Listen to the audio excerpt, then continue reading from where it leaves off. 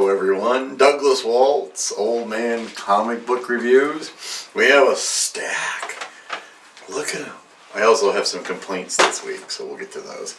So these would have been bought for...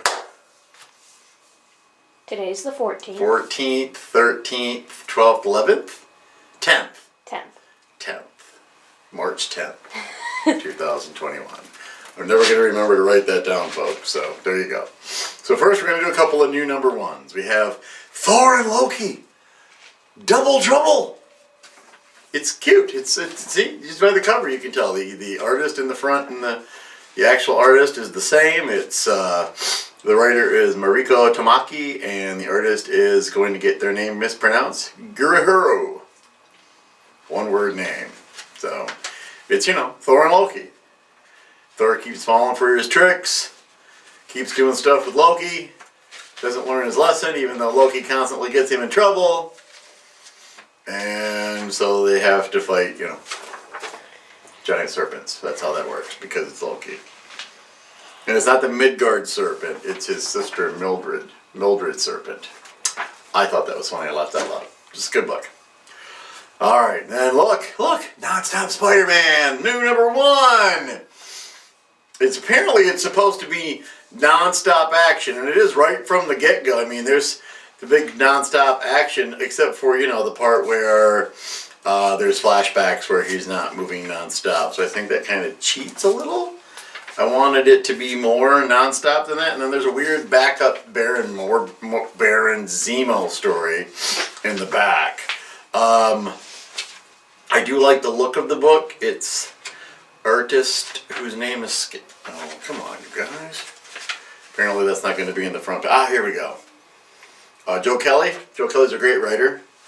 Chris Bachalo does the pencils. Tim Townsend does the inks.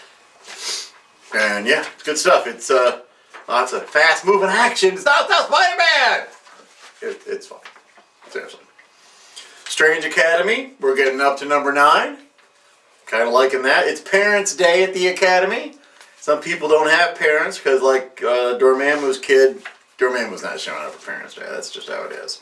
So, but it's a fun little book. You have kids that are interacting with each other that normally never would have met one another, and they have a good time. Doing it, Scotty Young, always great writer. Humberto Ramos, artist. Great book. If you haven't been getting it, shame on you. We're already up to issue 9, so you might as well just hang loose for a trade paperback.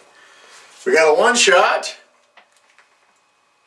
Deadpool Nerdy 30. It's literally just a bunch of Deadpool stories.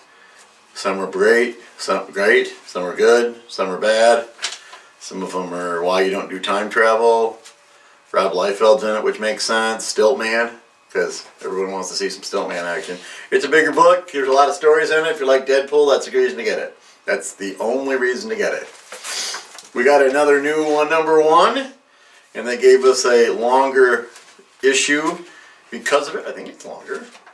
Yeah, it's way longer. Children of the Atom. They're supposed to be the sidekicks of famous mutants. You got a Nightcrawler mutant. You got a Marvel Girl. You got a Cyclops. You got a Gambit. And I don't remember who that's supposed to be. But the interesting part is the mutants coming off for them, a place to stay, because now mutants live forever on the island of Krakoa. That's the new mutant standard. They don't come near humans anymore. They're just like, whatever, forget it. But they don't show up in the... Cerebro can't pick them up. And we're not getting any explanation. So I like that a lot. I like where I'm completely left in the dark. It's fun to watch. And let me see. Let's run down the creator list. Maybe. You never know where to put these things. Writer is Vita Ayala. Artist is Bernard Chang. And yeah. So it's good. I'll read it for a little while if it gets stupid. Now we're on to my complaint section. Oh boy. What DC just finished recently their future crap storyline. Now they're calling it DC Infinite Frontier. This is the first thing I've seen from it. Wonder Woman. Apparently Diana is dead and has been sent to Valhalla to fight for all eternity, because that's what you do in Valhalla. That's just how that works. I was pretty sure she was a Greek goddess. I'm not sure how that works. This is written by, it took two people. I'm not surprised. Michael W. Conrad and Becky Cloonan, and then art by Travis Moore. The artwork is very pretty for a Valhalla comic book. It's not Wonder Woman. I don't like it. They also said something about The Flash coming out after this, and they're bringing back Wally West. Well, I'm a Barry Allen guy. I'm not a Wally West guy, so I don't see me spending a lot of money on the comic book. They save me a fortune with their future crap thing. Vampirella. So, we have a very nice comic book written by Christopher Priest and artist Ergon Gondons. Sorry, Ergon, I'm probably messing it up if you ever watch this. So this is them going back to Draculon, where the rivers of blood run and vampires live there and all that stuff. And Ergon is a great artist. I'm sorry that they put this cover on here. It's nice that the artist who did the cover is very good at what he does and apparently knows strippers. Because that's stripper look right there. We got the half globe boobies. We all know Vampirella her boobies don't look like that. I'm not sure why you thought it was a good idea to draw Vampirella like that. Vampirella actually has some pretty natural looking boobies. If all you're going to focus on is boobies, these fake things are just, it's awful. This is a terrible cover for this comic book. There are other covers because Dynamite is famous for, here it is, and now with 37 new covers. This was cover A by, oh, here we go. There's a name. Lucio Barrio. See, I'd rather had cover D by the guy who writes it, or draws it, Ergon Gondos. I would much rather have that. Or the Marco Mastrazo one looks pretty good. The one by Stephanie Rue actually looks like she's, that's alright. Great book. Cover throws me off. I don't even like looking at the cover. I just kind of do this, so I just flip it where I'm not looking at the cover so I can read the story. Good story. Daredevil. I love this book. Chip Zdarsky.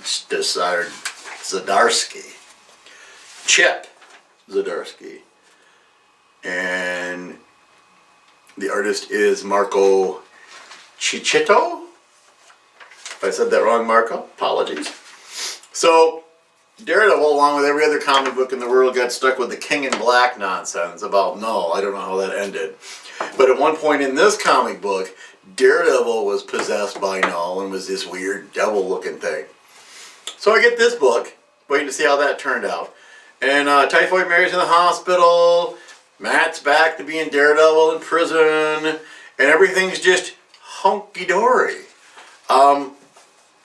Dudes, if you're going to do stuff like that to the hero, maybe resolve that in the book that you had him write, not, the throwaway line that he used the electric chair to get rid of his possessor, and he did it in a book that wasn't Daredevil. I'm not a big fan of crossovers, but the book itself is still great. It's interesting what they're up to, and I'm liking what's going on with it. I just wish if you're gonna write a really good story, maybe, I know Marvel makes you do the crossovers, Chip, I get that, but maybe take 2 panels of this book, unfortunately, to show us what happened instead of a throwaway sentence from the last couple of issues. And they cover with the new Elektra Daredevil. She's very cool. I like that Elektra is Daredevil now for a while. So there you go. There's all the books. Next week I think there's only like 5. I peeked ahead. And so there you go. Go buy some comic books. Oh, and my granddaughters, Sophie, Fiona, it was very nice having you over this weekend for sleepover. And I understand completely that you were not happy that you had to go home, because why would you want to hang out here? We have all the coolest toys. But we'll see you again on Wednesday, kids. Remember, Grandpoo loves you. I'll see you soon. Everybody else, go buy some comic books.